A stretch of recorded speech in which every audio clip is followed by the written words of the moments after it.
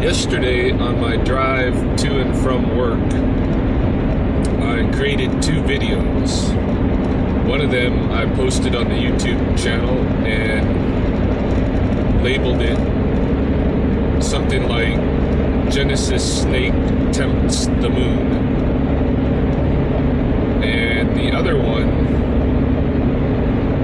I wasn't really happy how it turned out, and so that one I just ended up throwing away.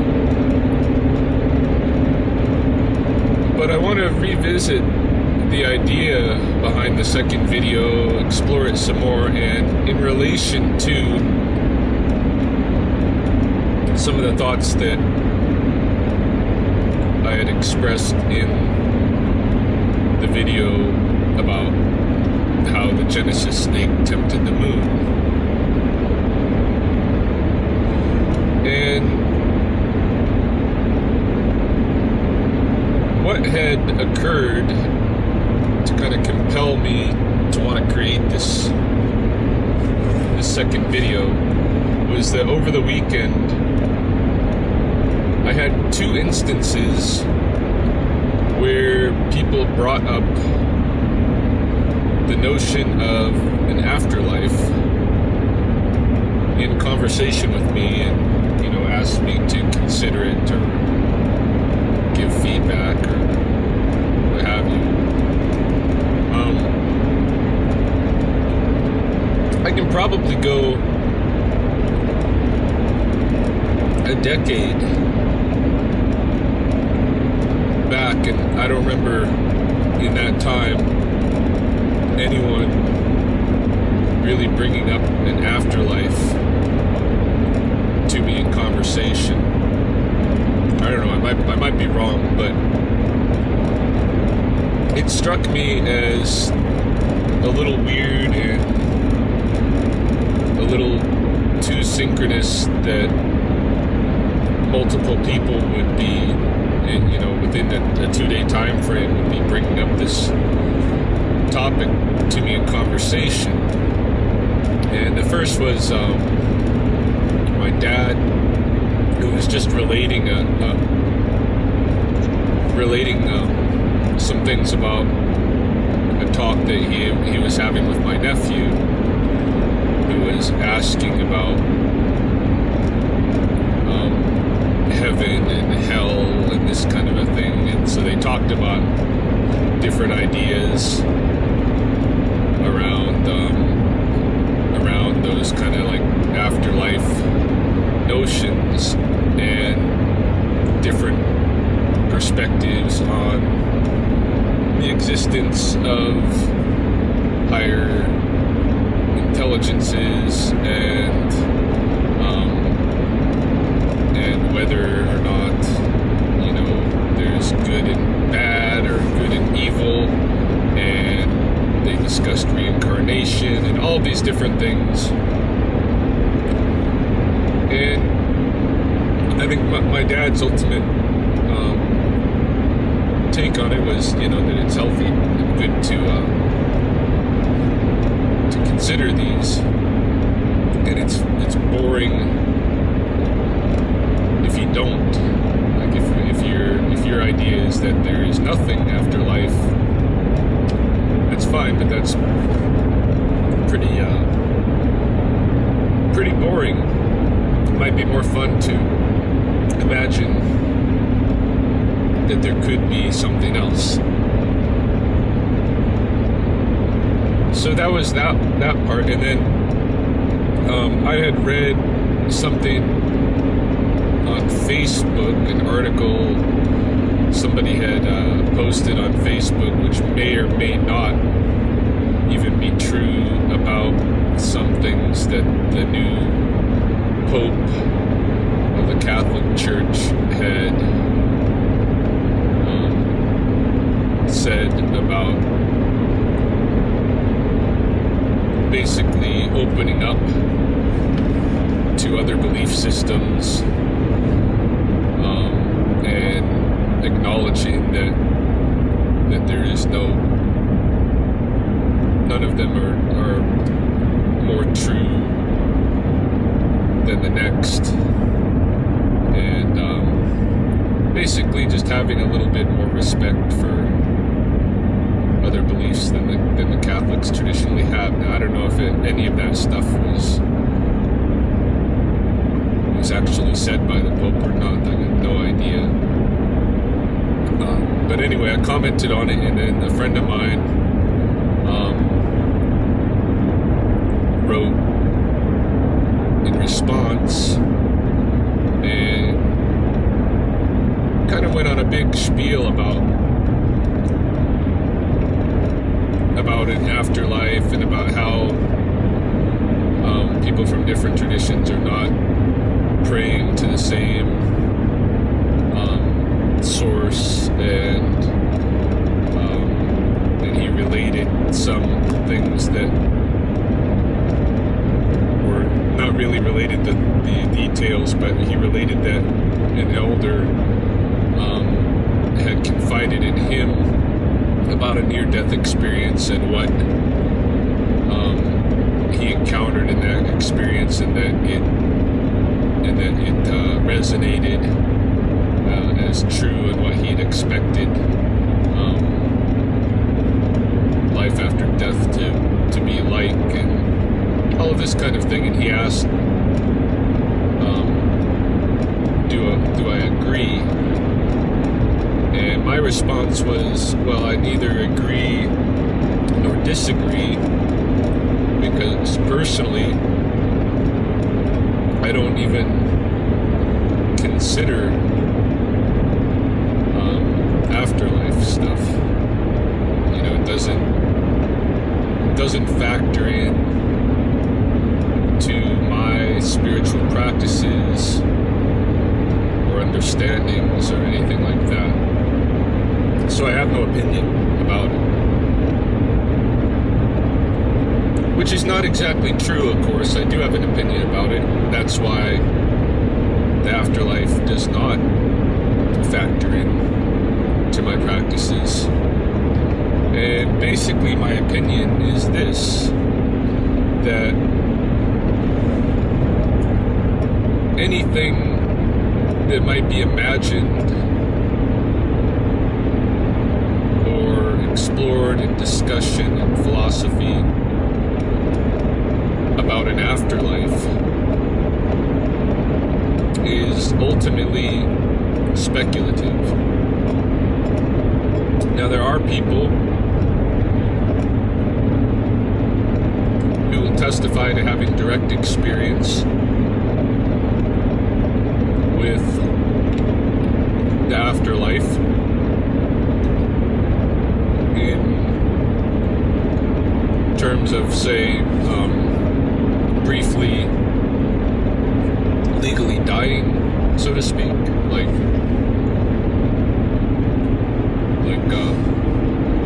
I've known people who their hearts have stopped beating, and they had to be brought back to life medically. And some of these people have experiences that they relate about what occurred when they were dead. I haven't had one of those experiences myself, and I think, not that I'm an untrusting person, but until I have an experience myself, I would remain skeptical. And even after I have an experience myself, I remain somewhat skeptical. For instance, I've had encounters with what you might call a ghost or a spirit. On one occasion, I was sleeping in the forest in Louisiana on a hammock strung between a couple of little trees, and I woke up in the middle of the night, and I was up in one of the trees above my hammock looking down at myself sleeping and there was a man standing beside me, and it was a very tall, dark, shadowy figure, and it was scary. And so, to me, and then I saw that, and then the next thing I knew, I was waking up in the hammock, and it was morning. And so, what happened there? To me, with how real the experience felt, my interpretation might be something like that there was a spirit person there, and I sensed his presence, or my spirit sensed his presence, and became afraid. It left my body and was looking from above. That's what it felt like to me. Is that what actually happened, or did I have a dream? Or was it a combination of both? Was there a spirit being there, and then I dreamed this, and the dream was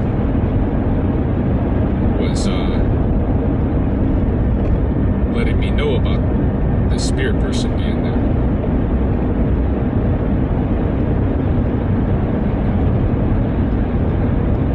It could be anything.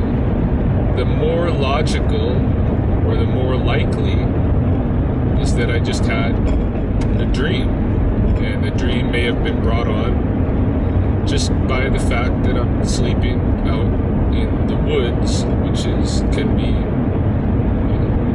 scary. I like to pride myself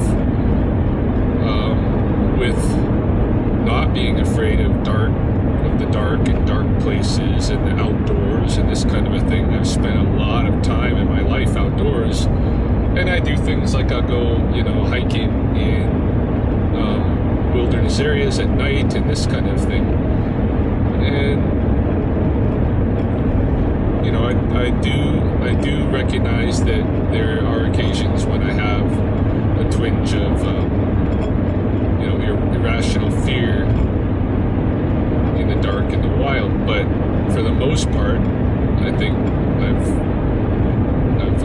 conquered that fear. But this may have been an occasion where, to some extent, I was afraid, and my dream responded to it. That seems to me the most logical, but at the same time, what I felt and how I actually interpreted it was different. At another occasion where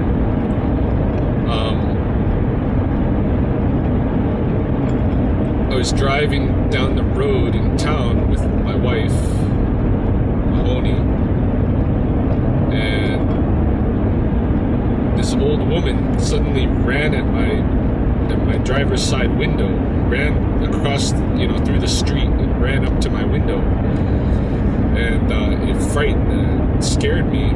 I swerved.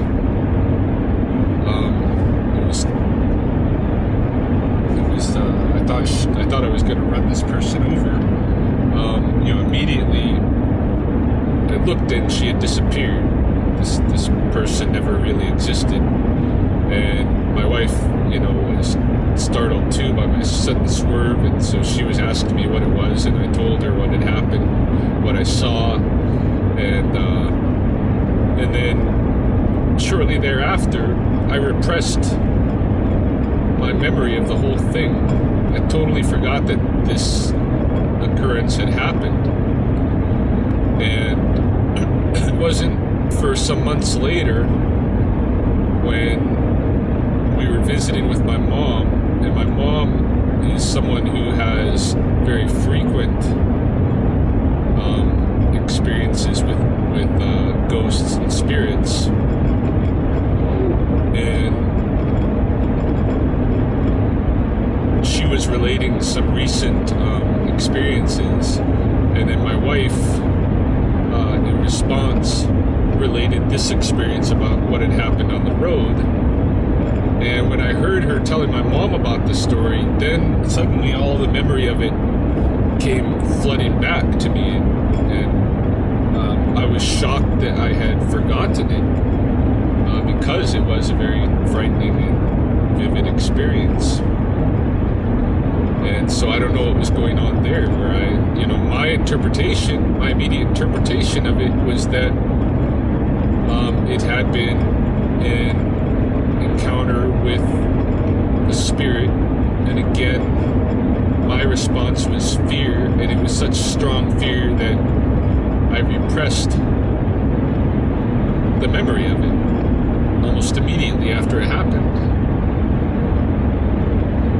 I didn't want that memory, and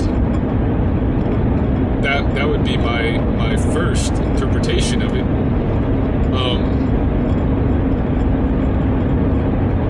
But it could also be that something, my peripheral vision played tricks on me.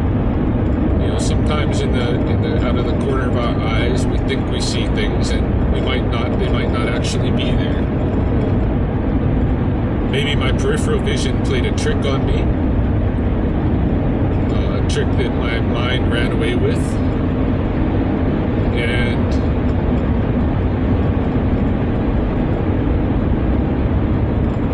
I recognized it as being nothing worth remembering, and so I didn't.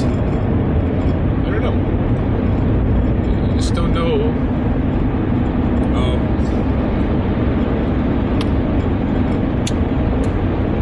Whether or not there are these actual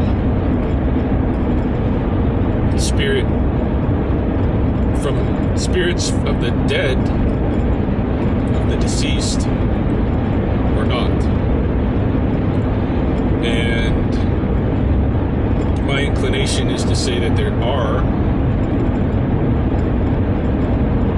but I can also remain a healthy skeptic, because there are other reasonable explanations for these kind of experiences that people have,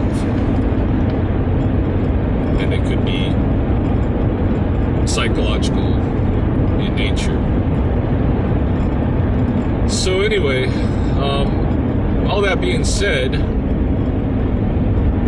because I have this skepticism that remains, which I think is a good thing, I don't, and I have never had an experience with of myself actually. Well, that's not exactly true. I did have an experience one time where I had eaten some Liberty Cap mushrooms, some wild pick Liberty Cap mushrooms in Oregon, and they're very hallucinogenic.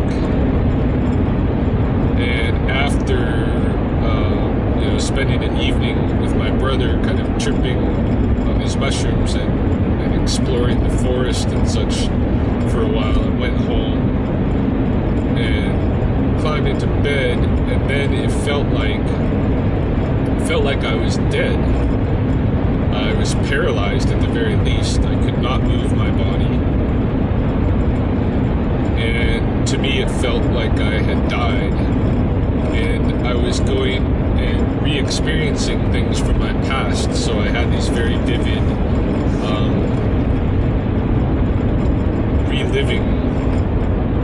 relivings of experiences from my past, and it went on for a long time that evening.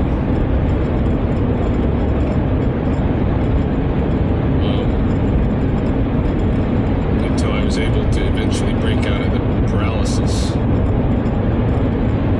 And that experience I had kind of interpreted as a near-death type of experience.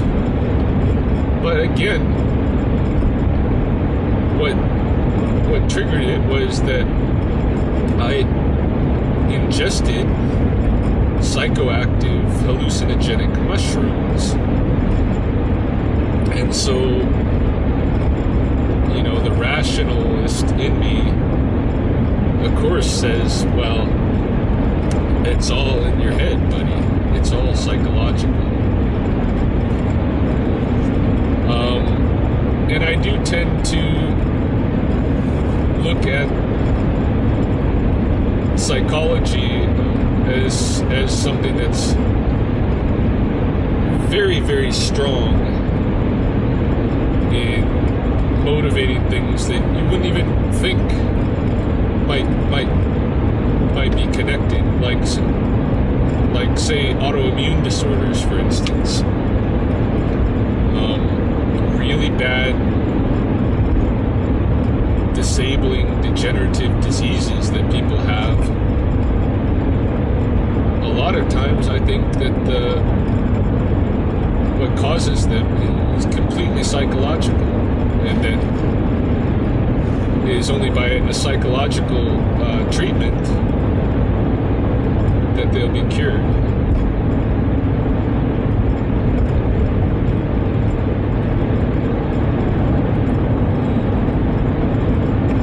So when it comes to the afterlife, I have this skepticism, and I know that anything we experience, anything we might imagine about it, is always going to be speculative. And so in that respect, I don't feel driven to concern myself with it. It doesn't enter into my understandings of spirituality, and it doesn't factor into my spiritual practices.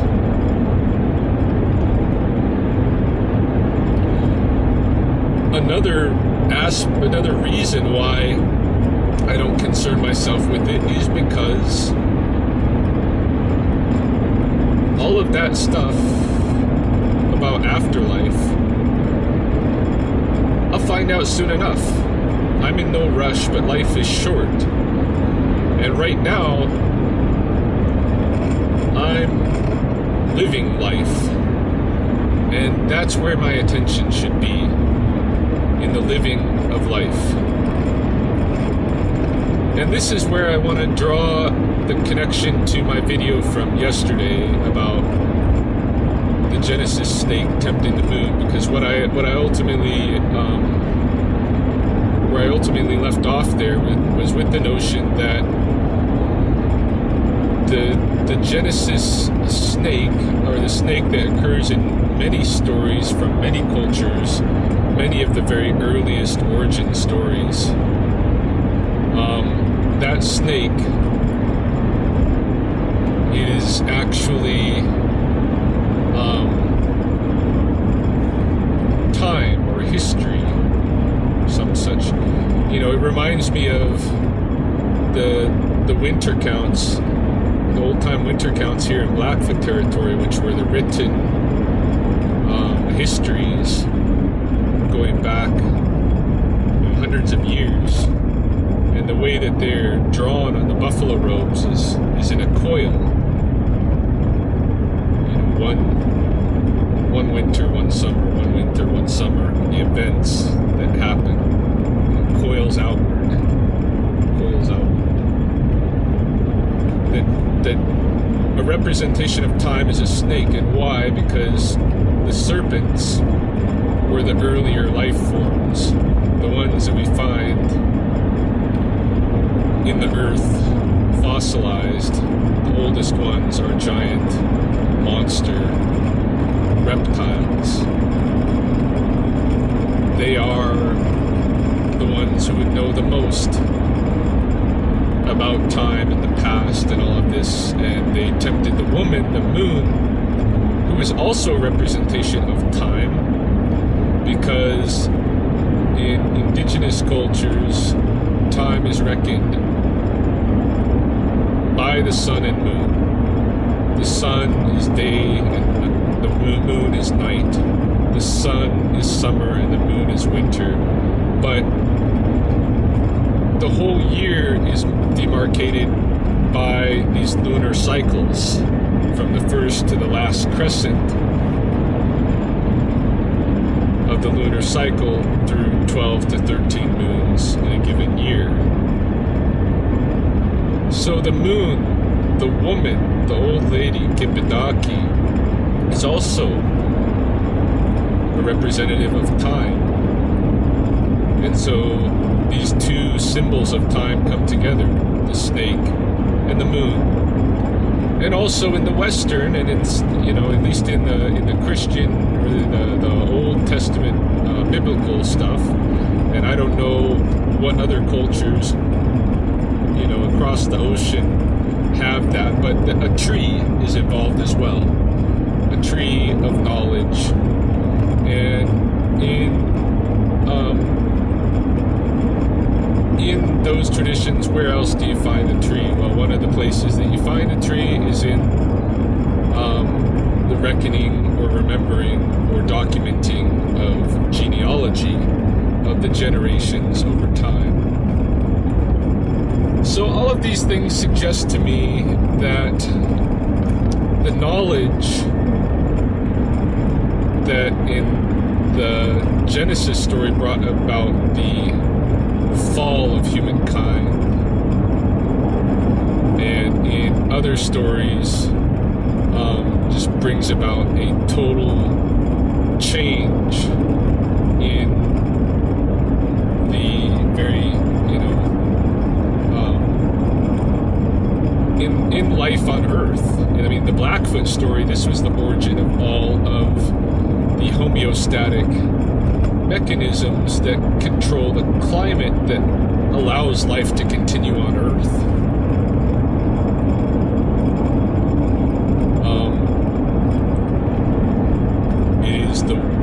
In that case, it was the woman, the moon, betraying her husband after being tempted and becoming sympathetic with the snake, who relayed to her a history that she didn't know. And in that history, her husband, the sun, was not the person she knew him to be. And ultimately, she betrayed him. So there's this thing about time being the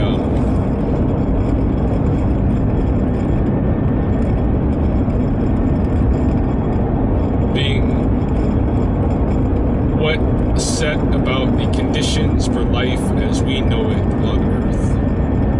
Knowledge of time. And looking at the Blackfoot sun and moon story, or even looking at Genesis, you know, and having been somewhat introduced to concepts from Zen,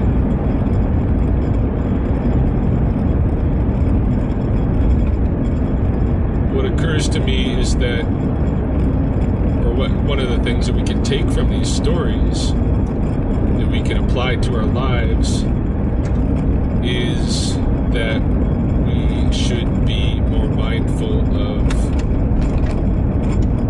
who we are in the present and what we're doing in the present, and not be overly concerned with what happened in some other time.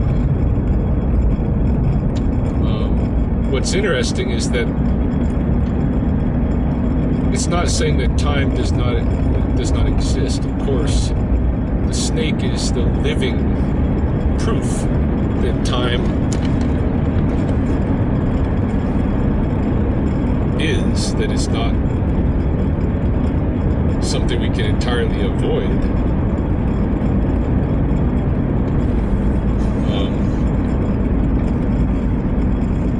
The snake is the descendant of the monster reptiles that were here before.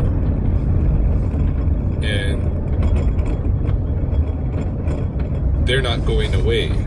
in all of the Blackfoot stories, even though the son might kill that snake man, or even though Katoyish, the hero, like Hercules, might try to slay the entire snake family, there's always a woman with child from among the snakes who gets away, and the snakes continue, and time is going to be part of our lives.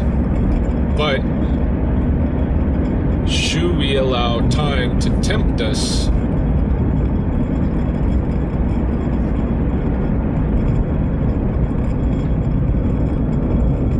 into ruining, in a sense, our present, our paradise present? And this reminds me very much of some ideas with Zen and meditation and such. Although I can't really speak authoritatively on that tradition at all. But it's something that I keep bumping into in my life. And some people who have been serious influences on me are very deeply into Zen.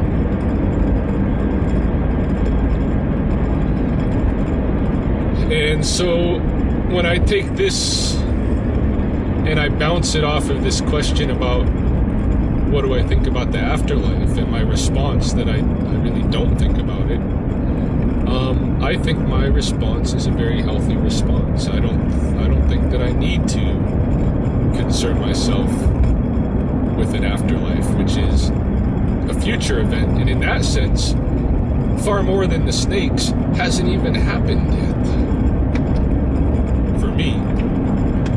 Or if there is reincarnation, maybe it has, I don't know.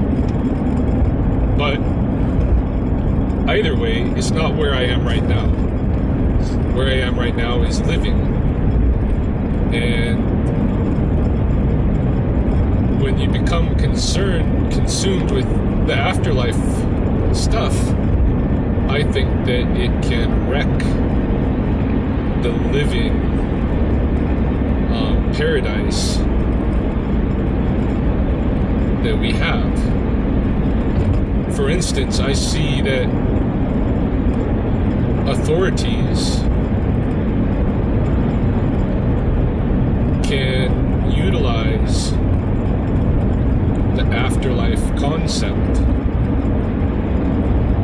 as a means of coercion and manipulation and control of other people.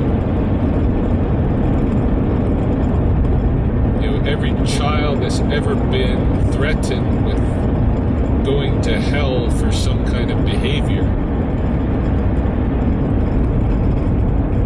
is being manipulated.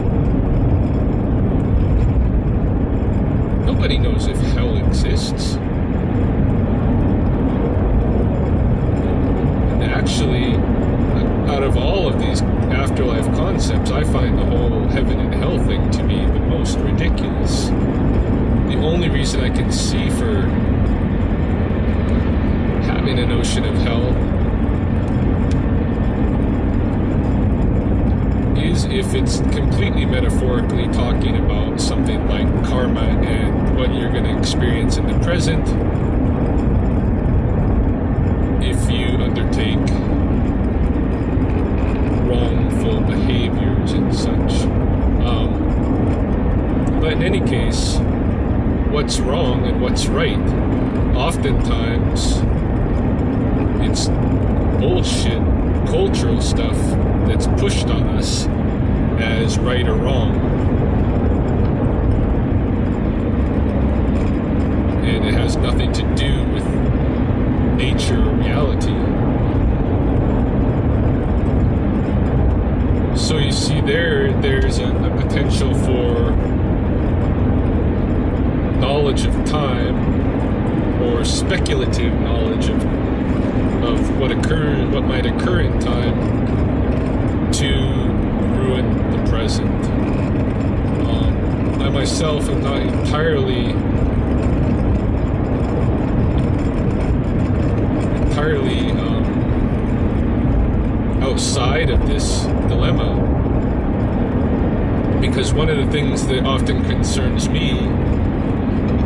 It's not the afterlife, but the prolonging of the present life.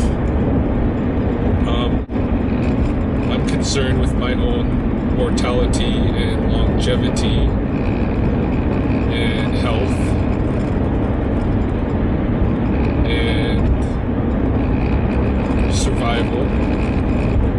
I want to live for as long as I can, because as far as I know, this is all that there is. And after this, as far as I know, the energy, the sun energy that I've taken in through the foods that I've eaten, that have become my body, my physical makeup, that energy will then be hopefully consumed by other life, exchanged, brought back in, released from my body and brought back into the system. And there's another area where the notion of the afterlife kind of ruins my idea of the present paradise, because my idea of what should happen to my body when I die is that it be left out where other animals can feed off of it. That is what I would like to happen with my body.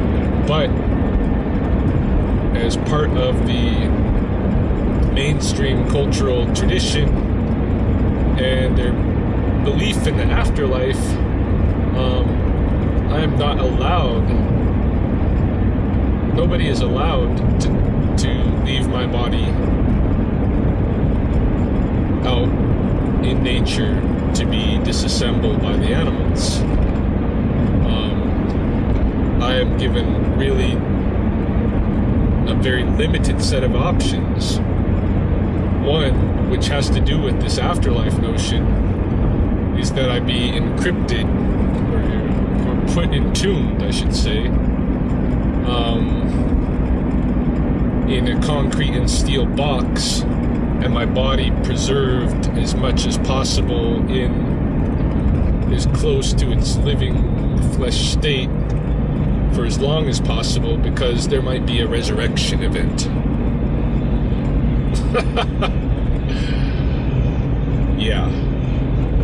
That's one option that's available to me. The other one, another one, is that I be cremated and all of that energy basically burned off and wasted. And the rationale behind that is supposedly because our bodies are a biohazard.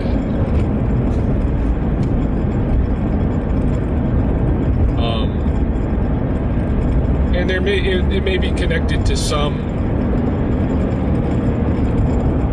cosmological understanding from some tradition, but I don't know what it is. I do know that there are places where bodies have been regularly cremated that's their funerary tradition. I don't understand what's behind it, but the way that I look at it, it's a waste of the fuel, of the energy that is my body. And it's the way that I see both of those options really is that they are very greedy, selfish, human-centric. It comes from the culture of the takers, and we're not willing to give back, to reciprocate with nature for all that it gives us. We're not even willing to give back our flesh when we die. Now, there is a third alternative, and there might be a fourth one too. I know there's some kind of burial at sea that can be done, where I think you can be wrapped in a shroud and dumped out at sea for the fish to eat. And just like our garbage, or the way we treat our garbage, we believe that the biohazard is less somehow if we dump it way offshore.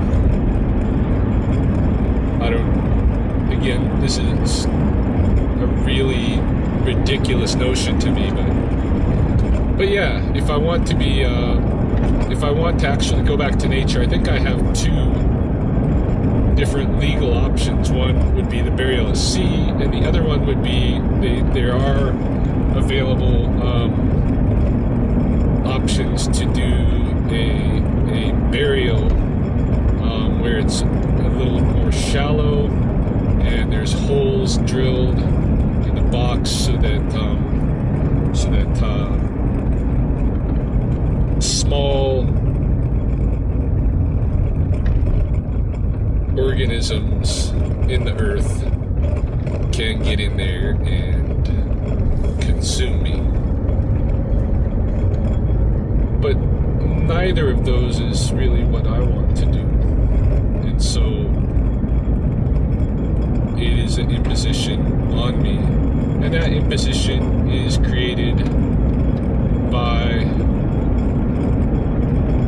this mainstream culture and its understandings about the afterlife and about the present life and all of the things, all of the potential corruptions I think that can occur when the snake meets the moon meets the tree. So I can see why, even though the time is always going to be part of our life, I can see why this earliest and most important story directs us to consider the manner in which time can be ruinous to the present. And I believe that's true.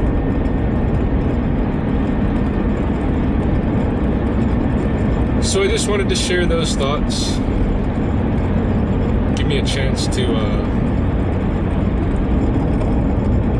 practice articulating the things that are milling around in my mind the last few days. And this recording actually,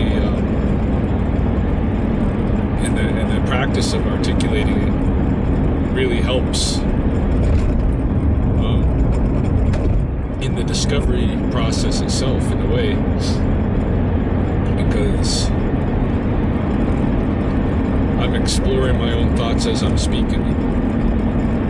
So I would encourage others to undertake recording their own thoughts in some manner. It's just like, I suppose, like writing, for instance.